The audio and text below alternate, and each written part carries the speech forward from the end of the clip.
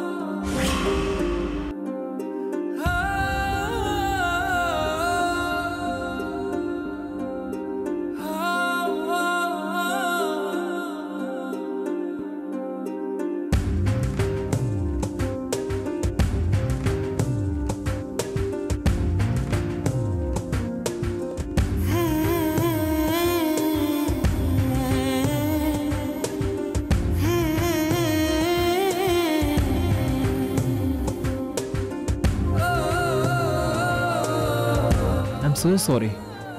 సరదాగా ఆట పట్టిద్దామని హైడే ఒక్కసారిగా హక్ చేసుకున్నాను. ఏంటి షాక్ అయ్యావా?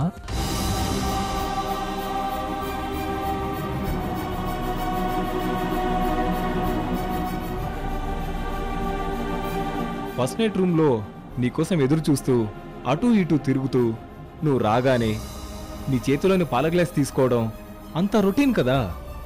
అందులో థ్రిల్ ఏముంది? సడన్ సర్ప్రైజ్ ఉంటేనే ఈ రాత్రి మనకి ఎప్పటికీ గుర్తుండిపోతుంది. లక్ష్మి, నేను ఇక్కడ ఇంత ఎక్సైటెడ్గా ఫీల్ అయ్యి మాట్లాడుతుంటే నువ్వు వేరే ఏదో ఆలోచిస్తున్నావు.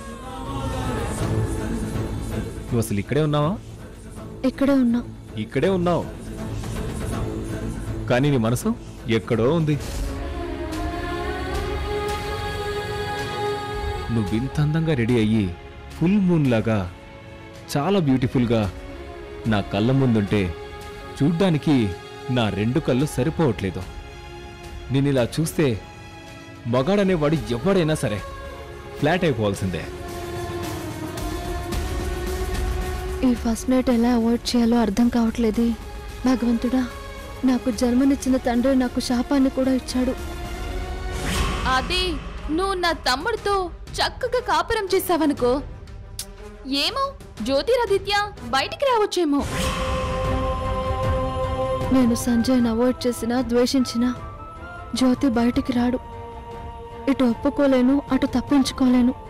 ఏంటి నా జీవితం? సంజయ్ని దూరం పెట్టాలి, కానీ పెట్టినట్టు తెలియకూడదు.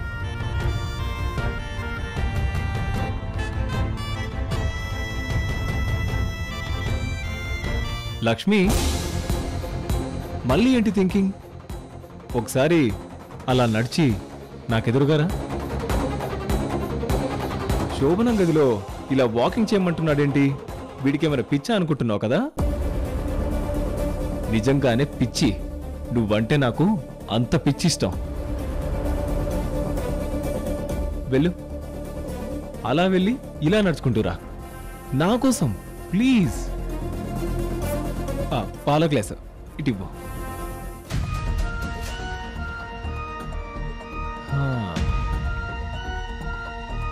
వెళ్ళు.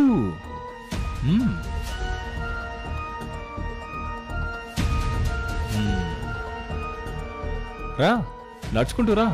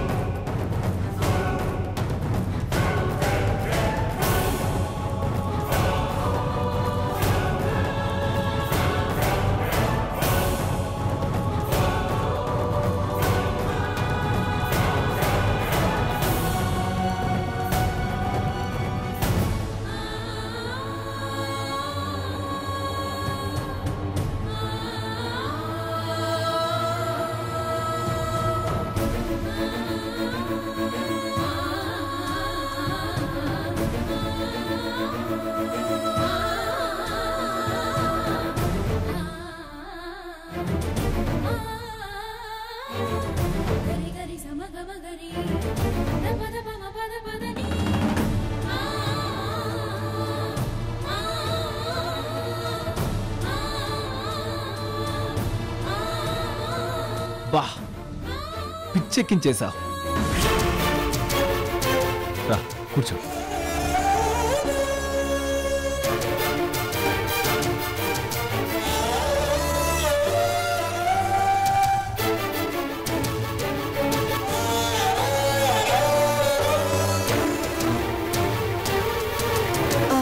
ముందు పాలు తాగండి.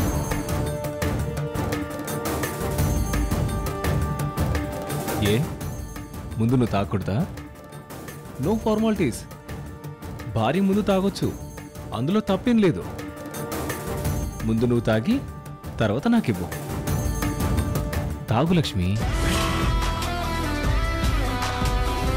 లక్ష్మి తాగు.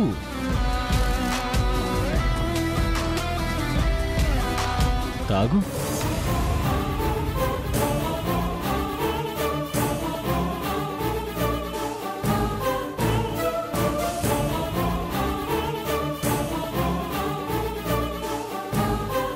ఇంకా తాగు లక్ష్మి.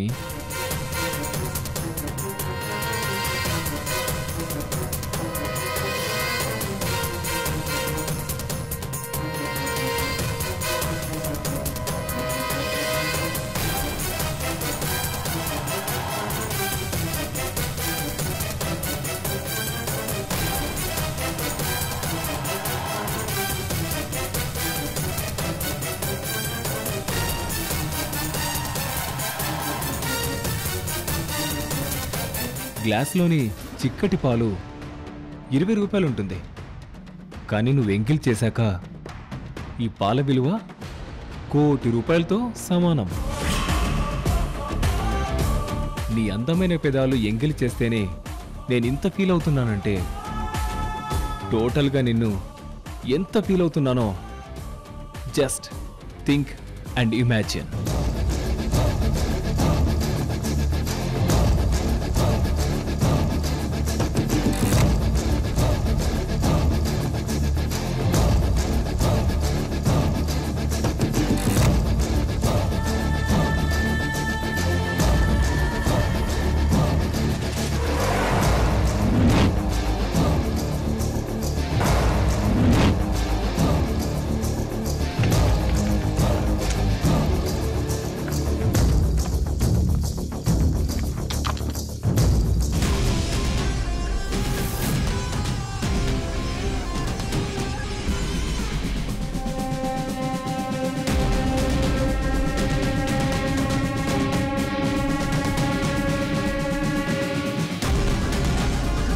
వెళ్ళామంటే పసుపు తాడుతో వేసిన 3 ముళ్ళు కాదు,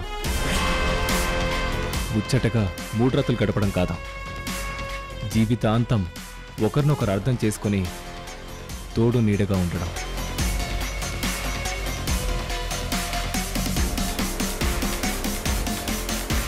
భార్య అంటే బరువు కాదు, బాధ్యతని భర్త ఫీల్ అవ్వాలి. భర్త అంటే భర్త మాత్రమే కాదు, తన సర్వస్వం అని భార్య ఫీల్ అవ్వాలి. భార్యాభర్తల అనుబంధానికి కావలసిన 5 క్వాలిటీస్ ఒక బుక్లో చదివాను. అవేంటో చెప్తా విను. నెంబర్ 1 నమ్మకం, నెంబర్ 2 నిజాయితీ, నెంబర్ 3 బాధ్యత, 4 క్షమించే గుణం, 5 అల్టిమేట్ థింగ్, ప్రేమ ఉండాలి. అప్పుడు ఆ భార్యాభర్తల అనుబంధం గొప్పగా ఉంటుంది. నేనేం మాట్లాడుతున్నాను, నువ్వేం మాట్లాడేవేంటి? నువ్వు చాలా తక్కువ మాట్లాడతావు అనుకుంటా. అసలు శోభన గదిలో మాటలెందుకని ఇండైరెక్ట్గా చెప్తున్నావా? అయితే సరే.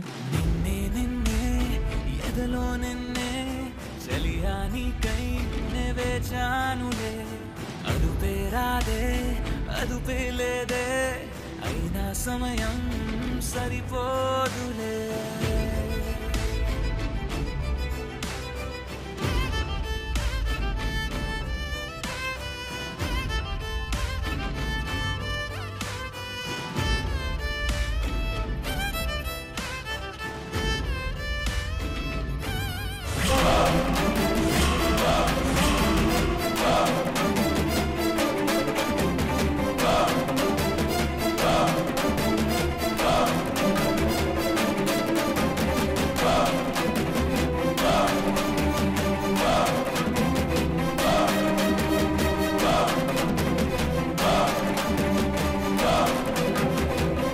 లక్ష్మి, అలా నెట్టేశావేంటి?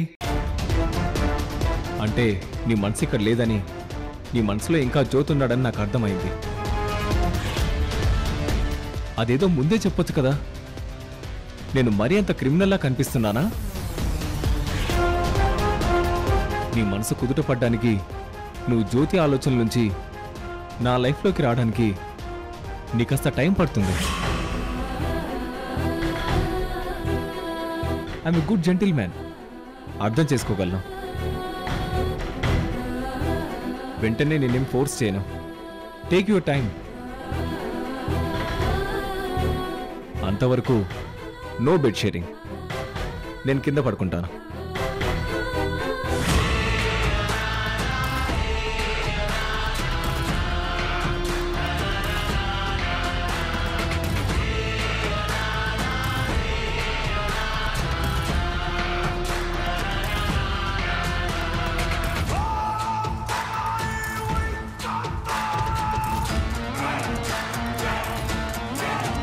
నన్ను అర్థం చేసుకున్నందుకు చాలా సంతోషం.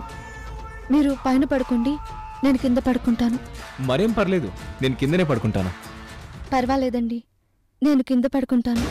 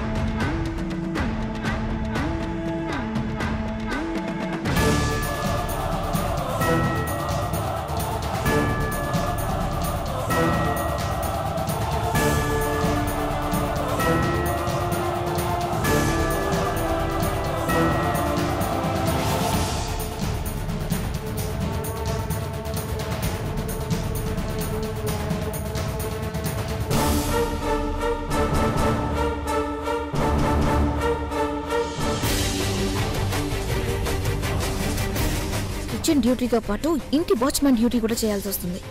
ఆ తులసి ఉంటే ఇవన్నీ చూసుకునేది. కానీ నందిని చేసిన ఛాలెంజ్లో ఓడిపోయి పని మనిషిగా వెళ్ళింది కదా. ఆ తులసి అక్కడ పని మనిషి అవ్వడం వల్ల నాకు ఇక్కడ పని ఎక్కువైపోయింది.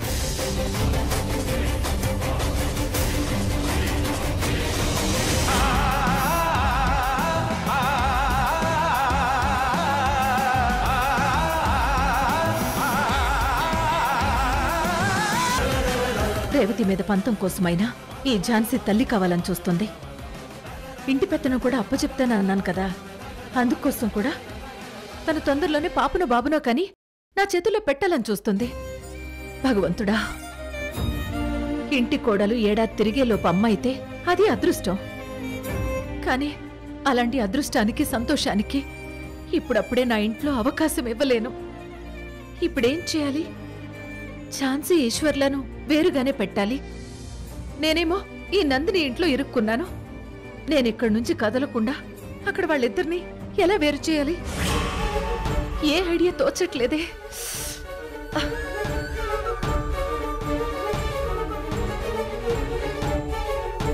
తులసి, నువ్వెన్నో ఫ్యామిలీ కథలు, సస్పెన్స్ థ్రిల్లర్స్ కథలు చదివావు కదా, అందులో ఏదో ఒక ఐడియా నీకు దొరకకుండా పోదు. ఆలోచించు, బాగా ఆలోచించు.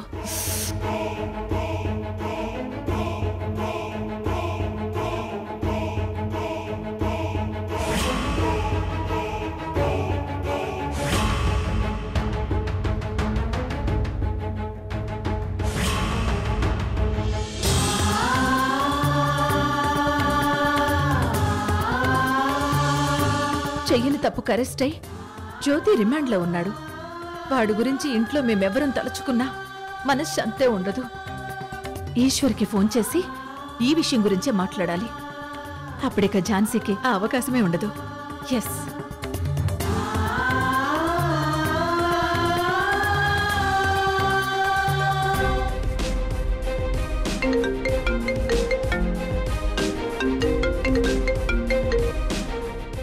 అమ్మా, నువ్వింకా రాలేదేంటి?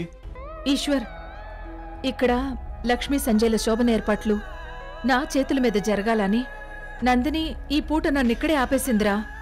అమ్మా, నువ్వా నందిని చెప్పిన దానికల్లా తలాడిస్తూ పోతే తల దించుకునే పరిస్థితి వస్తుందమ్మా.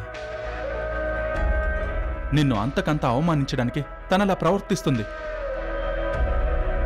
నీ ఓర్పుతో మంచితనంతో తనకింకా ఇంకా అవకాశం ఇవ్వకమ్మా. ఈశ్వర్, నందిని విషయం నేను చూసుకుంటాన్రా. కానీ ఇప్పుడు నా కంగారంతా జ్యోతి గురించేరా. ఏ నేరం చేయని అమాయకుణ్ణి ఆ గోవర్ధన్ ఎన్నో తప్పుడు కేసుల్లో ఇరికించేశాడు.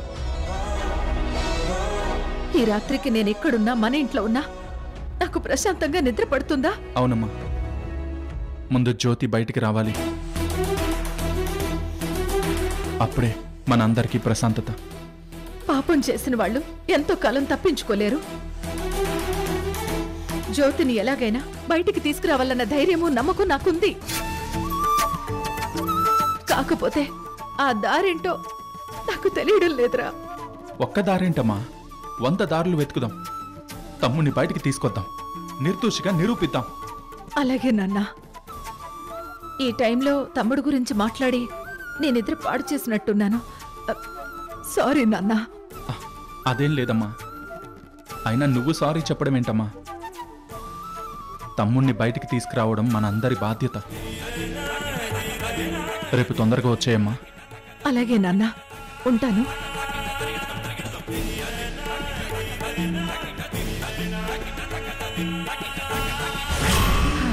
జ్యోతి గురించి గుచ్చి గుచ్చి చెప్తూ ఝాన్సీ ఈశ్వర్ల సంతోషాన్ని దూరం చేస్తున్నందుకు బాధగానే ఉంది.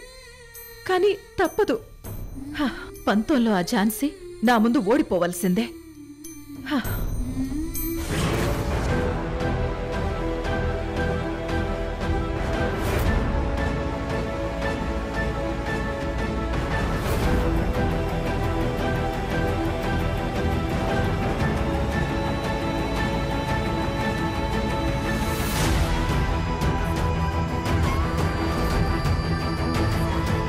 పాలలో చక్కెర కలిపి తీసుకెళ్తే ఈశ్వర్కి వెంటనే నిద్ర వస్తుంది. చక్కెరకి బదులు మిరియాల పొడి కలిపి తీసుకెళ్తాను.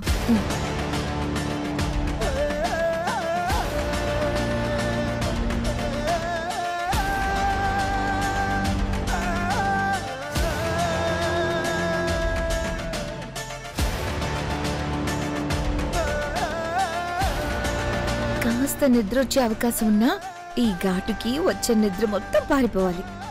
మా శోభనం జరిగిపోవాలి. ఆ తులసితో నేనన్న మాట ప్రకారం 10 నెలల్లో పాపనో బాబునో కనాలి. ఇంటి పెత్తనం తీసుకోవాలి.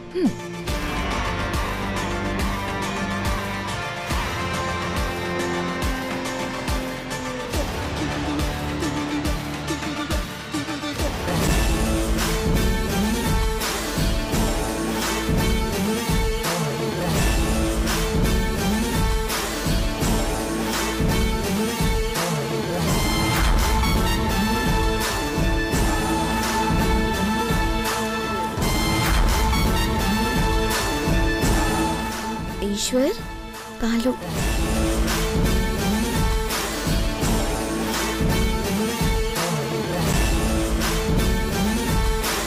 ఈశ్వర్. తులసి, పనులన్నీ పూర్తయ్యాక ఆ రూమ్ ఖాళీగా ఉంది, అందులో పడుకో. పిన్ని, ఆ రూమ్ లో పడుకోమని చెప్తున్నావా? నీకేమైనా మతిపోయిందా పిన్ని? ఏమైంది నందిని? తనకు చాప ఇస్తే ఇక్కడే ఆ కిచెన్ లో పడుకుంటుంది.